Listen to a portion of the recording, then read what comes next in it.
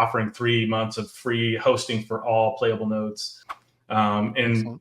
we're a one-click deployment. So we have videos out there, meaning you don't have to host it yourself. You don't have to go in there and get a virtual machine and make sure it's up and make sure software is updated. We do it all. You come in here and you give us, API keys or whatever it is that it's needed for whatever node it is, and we'll run it and make sure it's up. And we have guarantees in place to, if it is down due to us, then, we'll replace those rewards.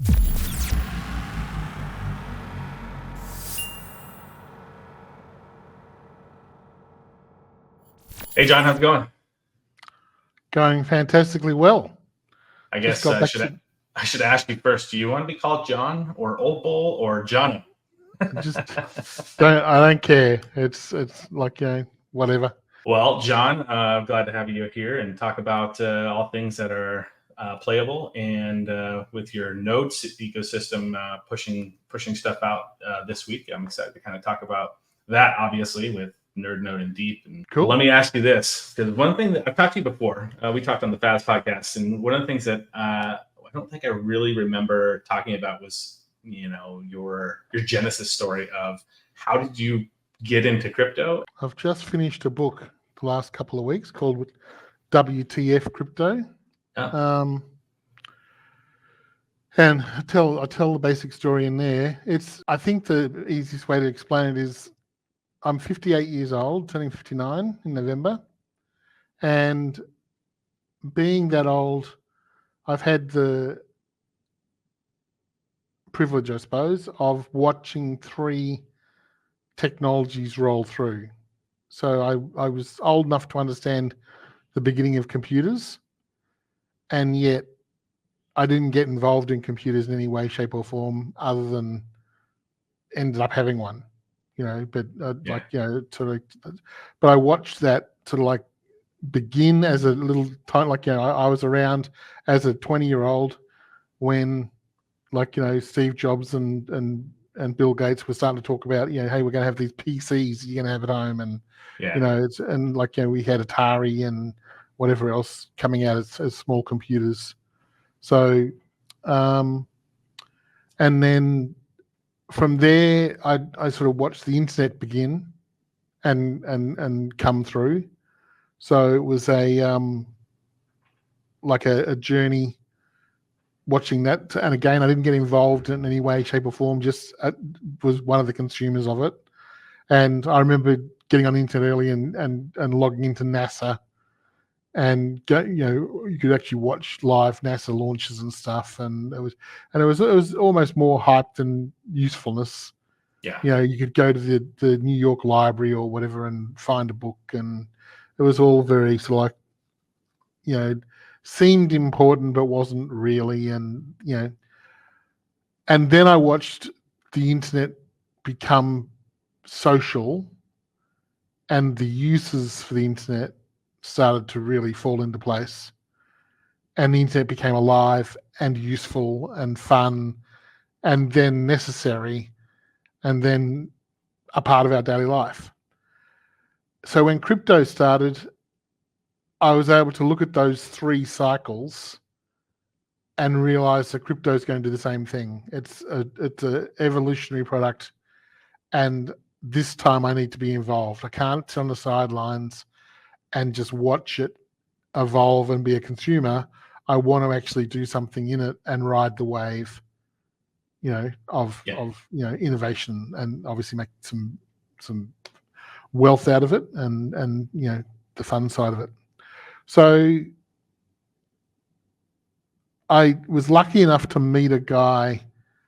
I bought a computer, and when I went to this guy's house, he was quite high on the autistic scale, and very weird sort of way of talking, and very antsy and frustrated, and I was in his way. He just wanted to sell a computer and move, and I was interested because he was a really nice guy. You could tell he was really nice, but he had a mission and he wanted to achieve this mission. And I said, "What are you doing?" And he goes, "I got to buy Bitcoin."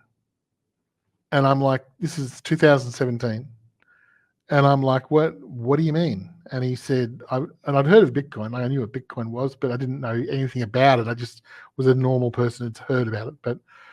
And he, in 5 minutes, convinced me that it was going to change the world.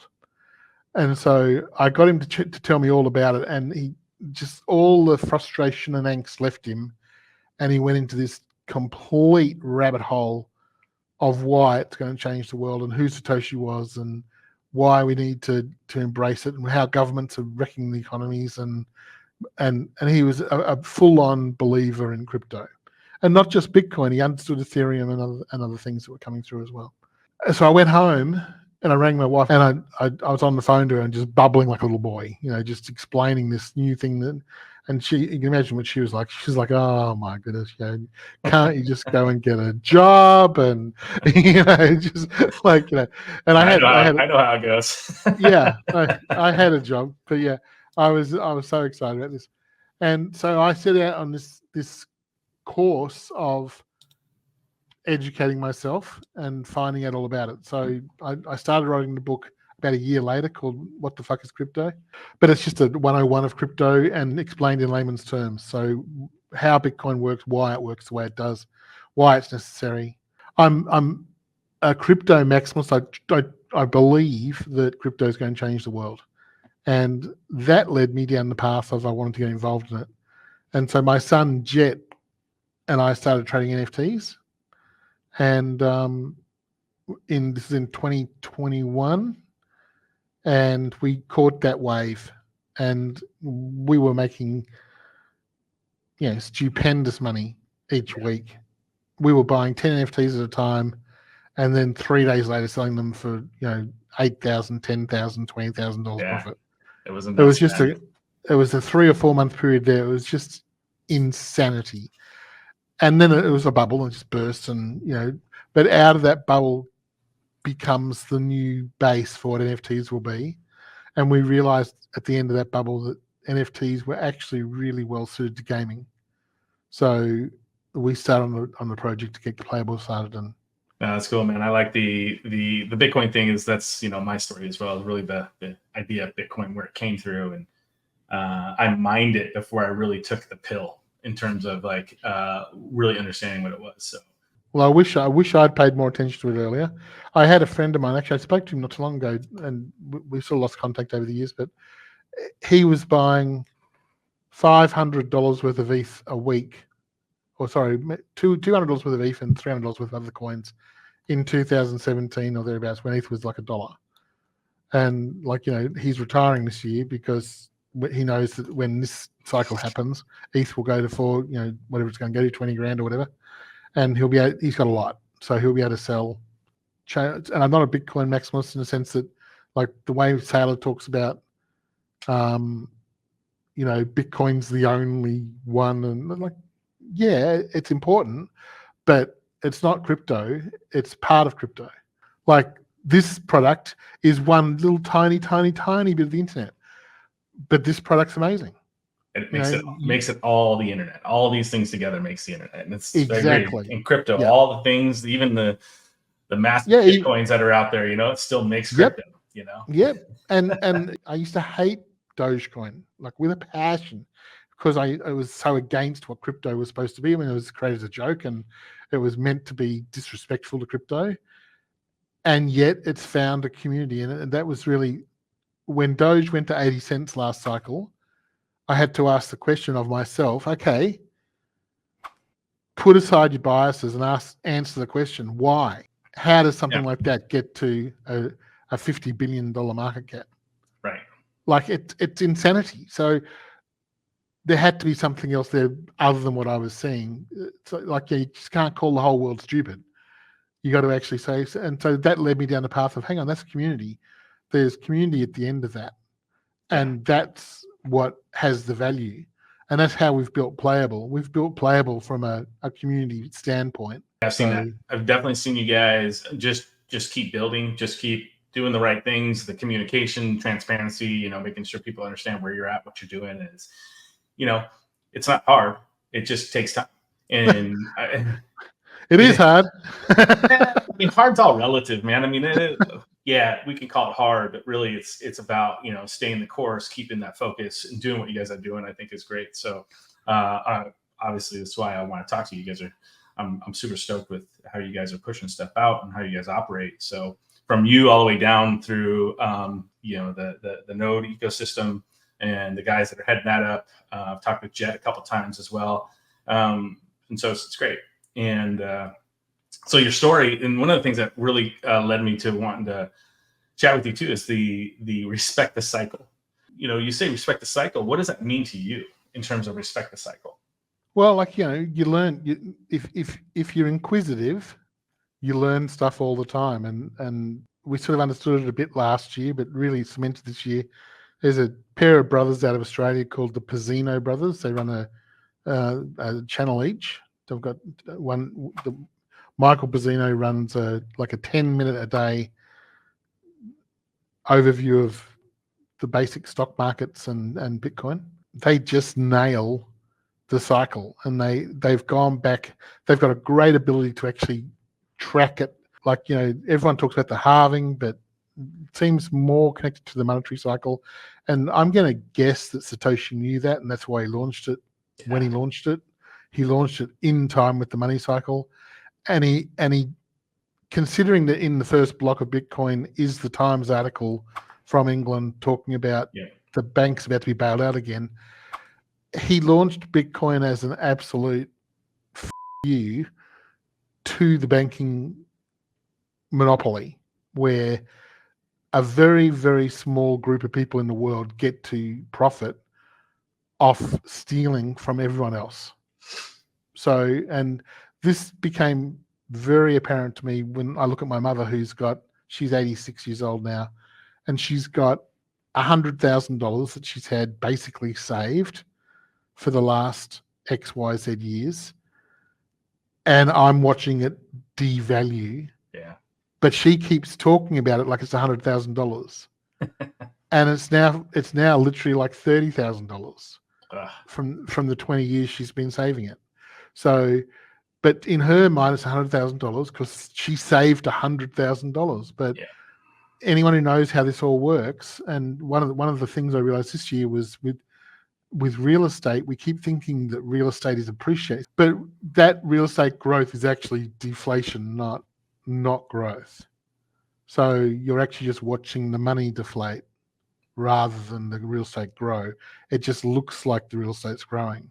Right, because the appreciation doesn't outpace the inflation and everything else that's there, and all the money you had to put into the house to keep it up. And it's not even that. It's just that the governments have deflated the money that much. So but it and Bitcoin gives you the way out.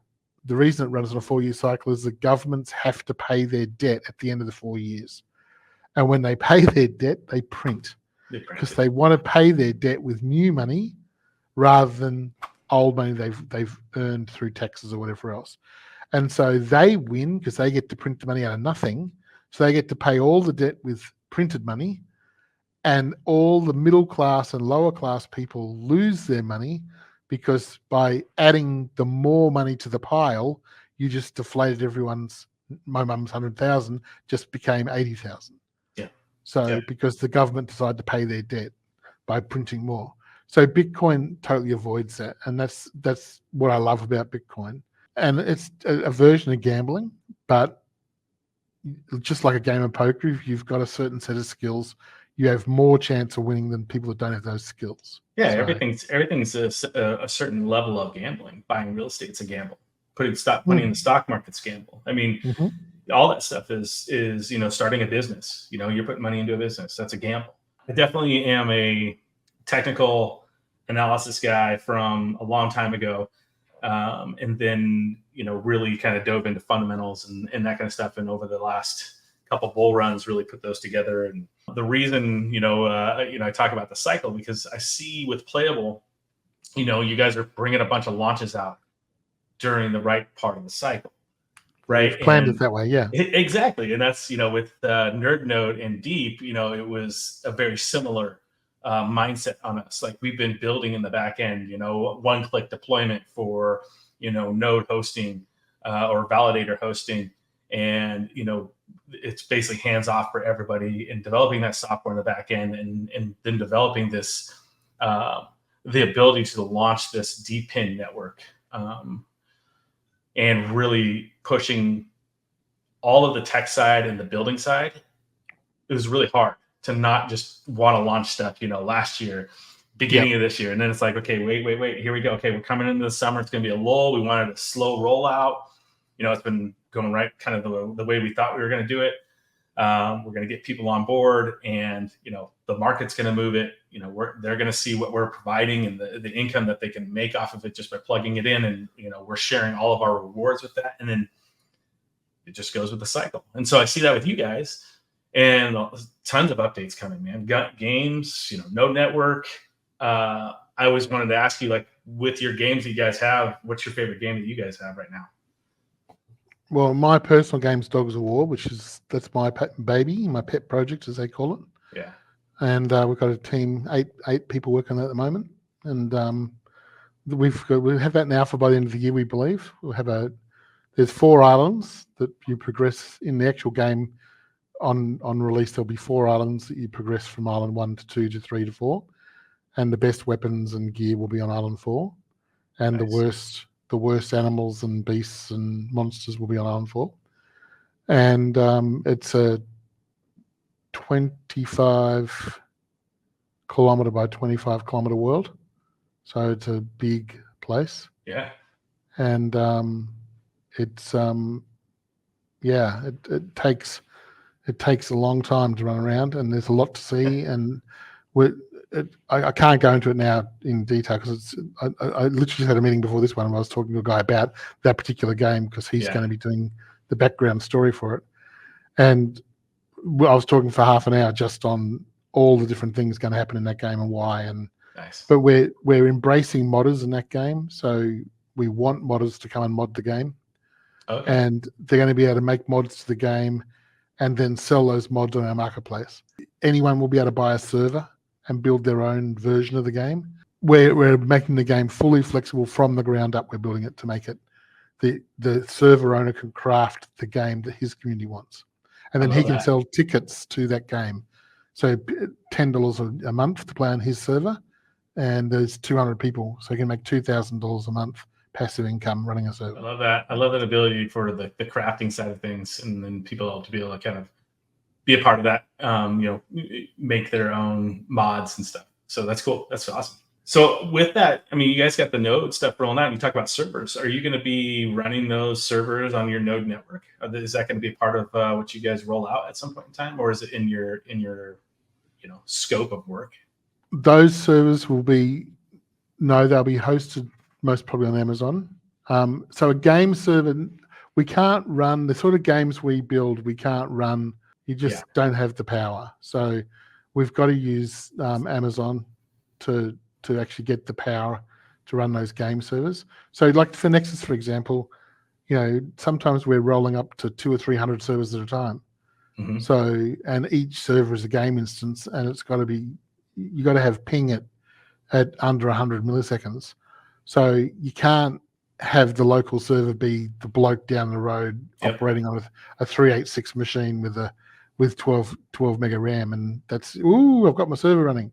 That's not going to cut it to run a game. So our node system is designed to run all the back end of the games, to store who owns what, where it is, how much they own, all the information side.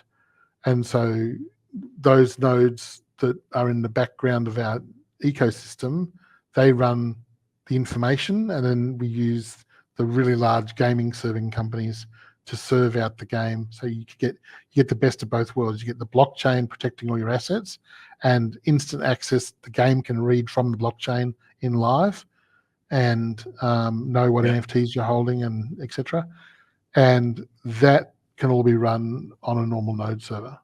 So, but no, this is a license to actually run up your own game server and have people sell tickets to that. Our goal is to take Web3 and actually make it Web3, right? Web3 games, and put it that way. And so we've got people really working closely with somebody like Jason Hughes from Mirandus. He was, you're the number 2, the main architect behind Mirandus. That is really building his new venture, Mooncast, in the tune of being able to put it on a node network. It's really hard to do. Like you said, there's so much that you have to try and do, especially when you're trying to make a continuous world where one person, is in China but wants to play with this other guy that's in the US, and that latency. How do you do that? And how do you make it so it's all the same world, when it's across the board? So, so we're doing a lot of cool stuff with them to really kind of push some of that stuff out. A lot of the storage, that's easy, that we're doing with people, which is fun to see that. NFTs, right? NFTs are a big one, right? You don't pay your Amazon bill. Where'd your NFT go? We were talking about it earlier. Where's your JPEG, right? With our network, like we, reaching out and talking with multiple different NFT companies to take everything that they have and put it on this network. So then somebody for a small price, if you get 500 nodes out there running that NFT network back end, it's something that can live on forever, right? As long as one person is running that node, you could have that NFT live on forever. And games are the same way. Smaller games are easy, right? You think of old school games; those are easier. And tearing down the walls of these more intense, bigger games is something that we're working towards, and we really want to bring to the market and bring to the people, the community, because this is gaming, much like NFTs, and people want it forever. Sometimes people want games forever. If you play a game for 3,000, 4,000, 5,000 hours, you love that game. And then they stop making updates, they take it down, and and you have a community that you play with all the time. Where did it go? Yeah. Well, with the opportunity of decentralizing it, putting it out there, it's like it can live on forever. That's something that I'm passionate about and excited about to get out there. So excellent. When you look at this next cycle and you look at Playa3ull, where do you see yourself at the end of this bull run? In the next 12 months, and then moving on after that. You guys did a great job in the first bull run of putting money aside to be able to continue to build and not, die like so many other projects that were out there. So this time around, we'll have, a lot of money in the bank, and more than we need for the next 10 years to run the company. So that means the company's fully cashed up for 10 years. And that gives us a lot of options to complete our mission, which is to build 30 games. And out of those 30 games, we are looking for 2 that will go all the way through and become household names that have a large player base. Our goal's 1 million, but if we get 500,000, we'd be happy. And let's say we get that million people playing our games is a massive community that makes an enormous sum of money, and it feeds itself. There's all sorts of things that come and go through that community, and you can have partnerships with other people that can move into that community and make some money out of the community, and vice versa. There'll be other things that we join that. So as I said at the very beginning, this is all about community. It's about building those players that come in, and we've got a community of node owners, and we've got a community of traders, and we've got a community of gamers. And that's what the 3 stands for in Playa3ull. Okay. Is it's those 3 separate communities. Anyway, but yeah, we've got a set of constraints that you use the word transparent. We actually hold that word in high esteem. And we believe that, the reason we left Australia was because the Australian government would not recognize the money that we had as community money. They wanted to recognize it as our personal, since we're a private company, they wanted to recognize it as our personal money, and they wanted to tax it as such, which meant 40% would have gone. Yeah. And I'll tell you, had that happened, had we not left and gone to Dubai, and we went to Dubai actually not for that reason primarily, we went to Dubai primarily to be part of the crypto group that's forming there. And that's been great. We've got met some fantastic contacts and people there. But that was the primary reason we went. But we actually ended up, it ended up with our legal and accounting advice. If you stay in Australia, you're going to lose 40%. And had we lost 40% in tax, we wouldn't have made it. Like we only just got to where we got to. We hit a point last year, November last year, where we had a node sale for the community, and that gave us a whole lot more money than we needed to get through to the bull run. But it was close. Like, there was a time there where we were thinking, gosh, do we have to start sacking people just to make it to the end? Now, we've been hiring people, it's been great. So, we're currently at 49 people, I think. And Nice. we've got a good team, and we've got more teams coming. But it's extremely exciting. Yeah. Well, I'm 100% here to support and help in any way we can between NerdNode DeEEP and all the other contacts that I have that we can help move and grow. And I believe in what you guys are doing, and I'm excited to keep it going and do the right thing and watch a lot of people be successful. So one of the things we're doing with NerdNode as you guys roll out your node is we're offering 3 months of free hosting for all playable nodes that come over to the NerdNode ecosystem. So the first 3 months is going to be free. And excellent. We're a one-click deployment. So we have videos out there, meaning you don't have to host it yourself. You don't have to go in there and get a virtual machine and make sure it's up and make sure software's updated. We do it all.